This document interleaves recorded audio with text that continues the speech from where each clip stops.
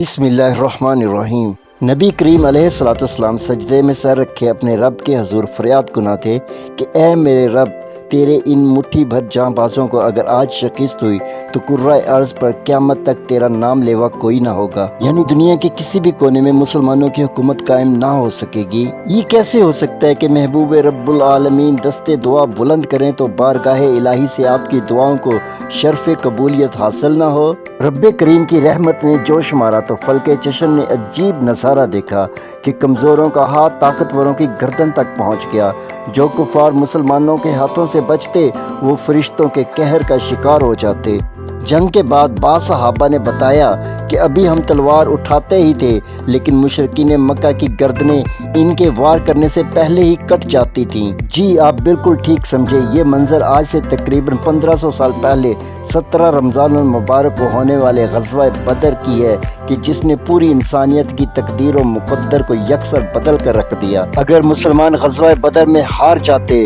تو دنیا کا موجودہ نقشہ کیا ہوتا، دنیا پر منظر کیا ہوتا؟ ہماری آج کی ویڈیو کا موضوع یہی ہے کہ اگر غزوہ بدر میں خدا نخواستہ مسلمان ہار جاتے تو دنیا کا منظر کیا ہوتا۔ اسی موضوع پر نبی کریم علیہ السلام کی پیشین گوئی بھی ہے، وہ بھی آج کی ویڈیو میں شامل ہوگی۔ ہم یہ بات بآسانی کہہ سکتے ہیں کہ غزوہ بدر کو آج تک اس نقطہ نظر سے نہ دیکھا ہوگا اور نہ سنا ہوگا، لیکن اگر آپ نے یہ نقطہ نظر پہلے دیکھا ہے یا سنا ہے تو کمنٹس میں اس کے بارے میں ضرور لکھیے گا، ہم اپنے چینل پر آپ کا نام نشر کریں گے۔ تفصیل میں جانے سے پہلے ہم ان بڑی بڑی تبدیلیوں پر ایک نظر ڈالتے ہیں کہ جو غزوہ بدر میں مسلمانوں کی شکست کی صورت میں آج کے حالات میں ہمیں نظر آتی۔ اگر غزوہ بدر کی جنگ مسلمان ہار جاتے تو آج دنیا میں مسلمانوں کی آبادی 2.5 ارب کی بجائے محض 50 کروڑ ہوتی،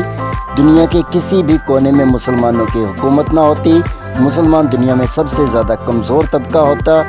جو طاقت مسلمانوں کو آج حاصل ہے، ایسی طاقت اور اختیار حاصل کرنے کے لیے مسلمانوں کو کم از کم مزید 1000 سال کا انتظار کرنا پڑتا۔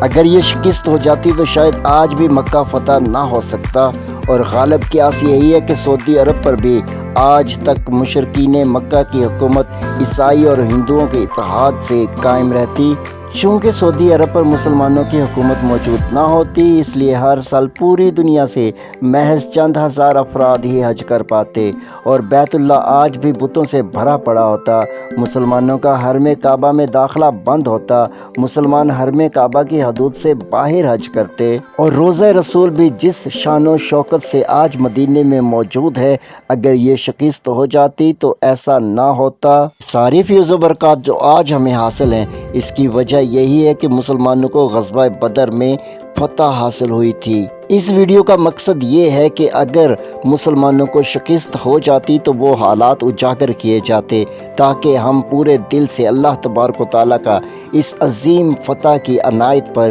شکر بجا لائیں۔ سب سے بڑا نقصان اگر غزوہ بدر میں مسلمانوں کو آج سے تقریباً 1500 سال پہلے 17 رمضان المبارک کے دن اگر مسلمانوں کو شکست ہو جاتی تو نبی کریم علیہ السلام کی جان کو کوئی معجزہ ہی مشرکین مکہ کے ہاتھوں سے بچا سکتا، بلکہ تقریباً ہر مسلمان یہ جانتا ہے کہ مشرکین مکہ صرف آپ علیہ السلام کو شہید کرنے کی غرض سے بدر آئے تھے، کیونکہ ابو سفیان کا وہ قافلہ تو 17 رمضان المبارک سے پہلے ہی مکہ میں بغیر کسی نقصان کے پہنچ چکا تھا کہ جس کی حفاظت کی غرض سے مشرکین مکہ نے اس جنگ کا قصد کیا تھا۔ اس لیے جیسے ہی یہ قافلہ مکہ پہنچا اور اس کی خبر جنگ سے پہلے مشرکین مکہ کو ہو چکی، اس لیے جنگ کا یہ بہانہ تو اسی وقت ختم ہو چکا تھا، اس لیے مشرکین مکہ کو یہ جنگ کیے بغیر واپس چلے جانا چاہیے تھا، اور مشرکین مکہ کے لشکر سے عتبہ بن ولید نے اس خبر کے بعد مکہ واپس جانے کی تجویز دی تھی، جسے قریش مکہ کے دیگر سخت گیر سرداروں نے ابو جہل کی ایما پر مسترد کر دیا تھا۔ اس لیے یہ بات پورے وثوق سے کہی جا سکتی ہے کہ اس قافلے کے مکہ بحفاظت پہنچ جانے کے بعد مشرکین مکہ کا ایک ہی مقصد تھا کہ وہ نبی کریم علیہ السلام کو شہید کریں گے۔ اس لیے اگر مسلمانوں کو غزوہ بدر میں شکست ہو جاتی تو وہ ہر صورت میں اپنا مقصد پورا کرتے، اور یوں نبی کریم علیہ السلام کو اپنا مشن دین اسلام کی ترویج کو ادھورا چھوڑ کر اپنے رب کے پاس واپس جانا پڑتا۔ چونکہ دین اسلام کی تکمیل ادھوری رہ جاتی، اس لیے اس کی تکمیل کے لیے اللہ رب العزت اپنے کسی دوسرے نمائندوں کو دنیا میں بھیجتا۔ یوں اس شکست کا سب سے بڑا نقصان یہ ہوتا کہ ہمارے نبی پاک علیہ السلام کا خاتم النبیین کا لقب بھی خطرے سے دوچار ہو جاتا۔ معاذ اللہ، نقل کفر نہ کفر باشد، اللہ رب العزت ہر اس زبان کو حلق سے کھینچ دے جس زبان سے آپ علیہ السلام کے خاتم النبیین نہ ہونے کے الفاظ ادا ہوں۔ اس ویڈیو کا واحد مقصد یہ ہے کہ مسلمانوں کو غزوہ بدر میں اسلام کی فیصلہ کن فتح کی اہمیت سے آگاہ کیا جائے، اور اس کی بہترین وضاحت صرف اس صورت میں ہو سکتی ہے کہ جب ہم ان حالات سے بھی واقف ہوں کہ جن کا سامنا ہم مسلمانوں کو غزوہ بدر میں شکست کی صورت میں کرنا پڑتا، اور یوں ہم اللہ تعالیٰ کی عطا کردہ اس فتح کے لیے پورے خلوص دل سے اپنے رب کی شکر گزاری کے قابل ہو جائیں گے۔ ہم اپنے اصل موضوع کی طرف لوٹتے ہیں۔ ذرا تصور کریں کہ جب ابھی دین اسلام کا پودا نوخیز اور ناتواں تھا، اس وقت کافر اگر اپنے مقصد میں کامیاب ہو جاتے تو اسلامی سلطنت کی تباہ حالی سوچ کے دائرے سے بھی باہر ہوتی، کیونکہ اس کے 8 سال بعد جب اسلام پورے جزیرہ نما عرب میں ناقابل تسخیر ہو چکا تھا، مکہ اور خیبر بلکہ پورا جزیرہ نما عرب فتح ہو چکا تھا،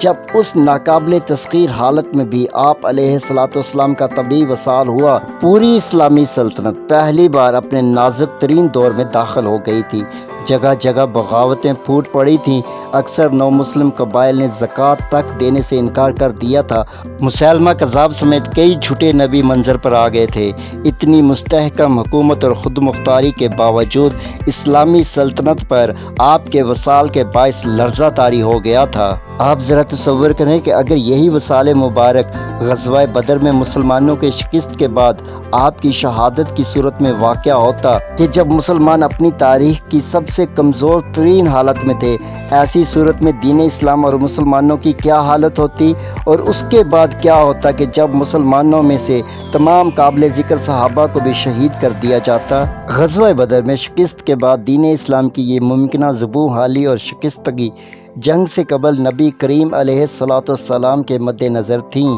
تبھی تو جنگ سے قبل آپ علیہ السلام نے دست دعا بلند کر کے یہ فریاد کی تھی، اے میرے مالک، اگر آج یہ مٹھی بھر مسلمان شکست خوردہ ہوئے تو کرۂ ارض پر قیامت تک تیرا نام لیوا کوئی نہ ہوگا، یعنی مسلمانوں کو قیامت تک دنیا کے کسی بھی کونے پر حکومت نہیں ملے گی۔ اللہ تعالیٰ کے حضور آپ علیہ السلام کی مذکورہ فریاد سے ہی ویڈیو میں پیش کیے گئے ممکنہ حالات کی عکس بندی کی گئی ہے۔ غزوہ بدر میں مسلمانوں کی شکست کا اثر صرف ہم مسلمانوں تک ہی محدود نہیں ہے، بلکہ تمام انسانیت پر بھی ان کے اثرات مرتب ہوتے۔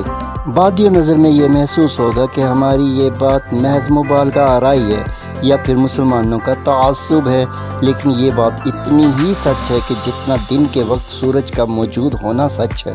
کیونکہ یہ حقیقت مغربی ترقی یافتہ معاشرے بھی تسلیم کرتے ہیں